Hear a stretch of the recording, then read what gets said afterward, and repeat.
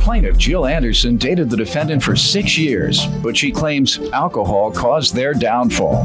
Jill says they fought constantly when they were drunk, and the defendant often became verbally abusive. She's suing today for unpaid rent. Defendant Morris Harvey says he and Jill partied together and had a lot of fun, and he admits that alcohol played a big part in their breakup. Morris claims after they called it quits, Jill pepper sprayed him while he was trying to retrieve his belongings, and he denies owing for the amount she's suing for.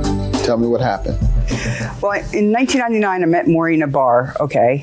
And we dated for 6 years on after that, okay?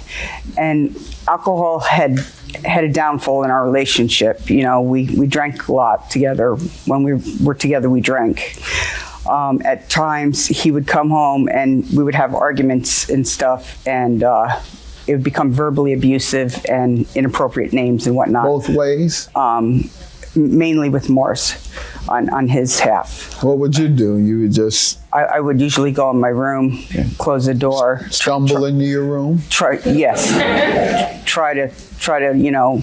Because you all were both drunk. Correct. Right. I'm not going to deny that. Yes. Right. And then he would always have a, I'm sorry the following day, you know. Did you ever get treatment? No. How often did you use alcohol? About 4 times a week. Heavy consumption? No, just a couple cocktails. Oh, okay. You were sounding as if you all were both alcoholics. So that's what I was trying to distinguish. Okay. Go ahead. All right. And then...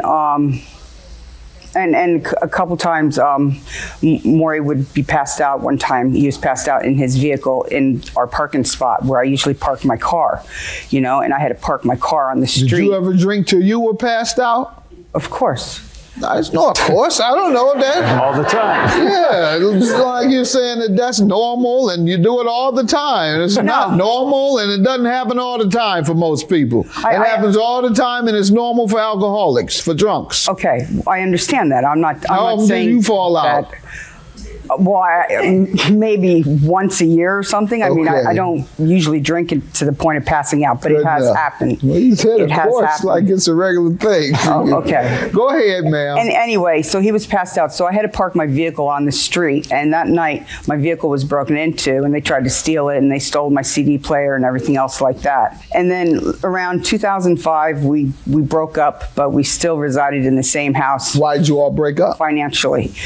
We were just not meeting eye to eye on things. Okay. Things were just not going smoothly. Okay. My children had moved out, and so I moved into their spare bedroom, and we financially stayed in the same household because for financial purposes. Yes, for financial purposes. You're suing about rent, and before you get to that, let me ask him to give some background. All right, Judge, the way I saw it is our relationship started off pretty well. We was partying pretty hot and heavy. And you were partying pretty hot and heavy. Yeah. We had a good time. We enjoyed each other's company. We went out quite a bit. But she had a drinking problem. I guess I did too, but I didn't see it that way. Okay. Because I had a problem, hell. You still have one? I don't drink very much, no. Just every day? Yeah. I do. You have a problem, sir. Anyway. Sir, you're a drunk. That's one person's opinion. If you drink every day, you're drunk. And if you drink heavily every day, you're drunk. I don't drink heavily every day. That's the impression you gave. And I'm calling you that because instead of calling you alcoholic, as people say, you know, I'll break it down raw so that people can feel bad enough to change. That's why folks say, why are you always calling people crackheads? Because if you crack, you're a crackhead. I'm not giving you the benefit of some courteous title. Crackaholic. Yeah, crackaholic. No. I don't give people the courtesy of some fancy title or some nice, delicate title. Oh, he's on drugs and he's this and he's a victim or has a disease and all that. And that enables people to continue their use. If you make them feel bad and tell them that they're drunks or they're crackheads, then hopefully they don't want to be one anymore.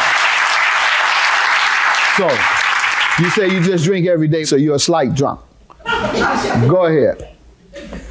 All right, so anyway, our relationship went on, and like she did, to about 5 years when we pretty much stayed together just for financial purposes. But by the time I moved out, She had sprayed me with pepper spray and tried to keep me from getting my belongings. Did you all fight regularly, as she says? We'd argue quite a bit. Okay. And was it alcohol induced? I imagine mostly. All right, so that's a problem.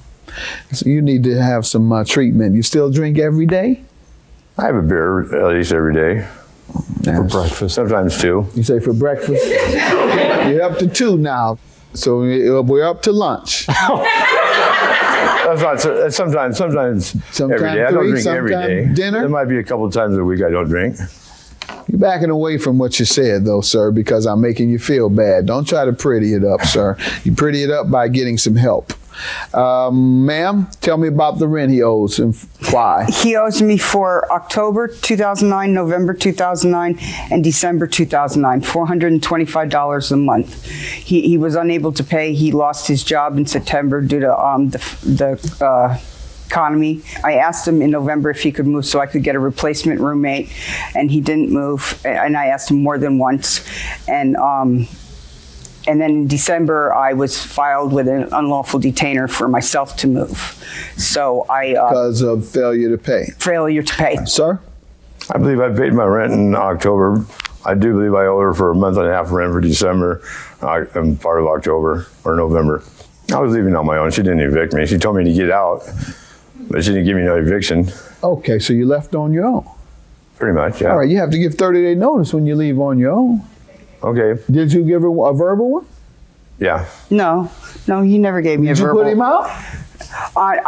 When I left, I was getting ready to leave the 21st. Did you put him out in December? Yes, I packed well, his then stuff he doesn't know if you put him out. In fact, that's an illegal eviction, but he's not countersuing for that. But I'm certainly not going to give you credit for December if you illegally evicted him in December. So he says he only owes for a month and a half. You say he owes for 3 months. Does anyone have any evidence of what monies were exchanged between the two? No, but he did not pay me October's rent, and I that's, agree. That's why I asked him. Admits that too.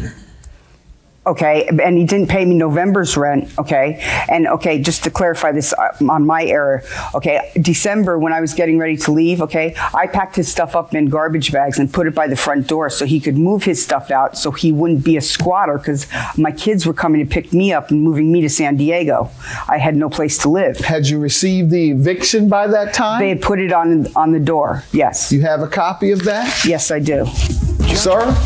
Were you all being evicted in December? I wasn't on the lease. I don't know exactly what. You don't know whether she was being evicted? Right. And I also have a notice here stating they gave a copy to my boyfriend on November 25th. The date was December 9th, summons, right? A 3-day notice to pay or quit. Yep. So I will hold you accountable for December, sir. She stuck with December and you stuck with half of December. I'll grant you your judgment, ma'am, $1,275. Have a good day. Thank you.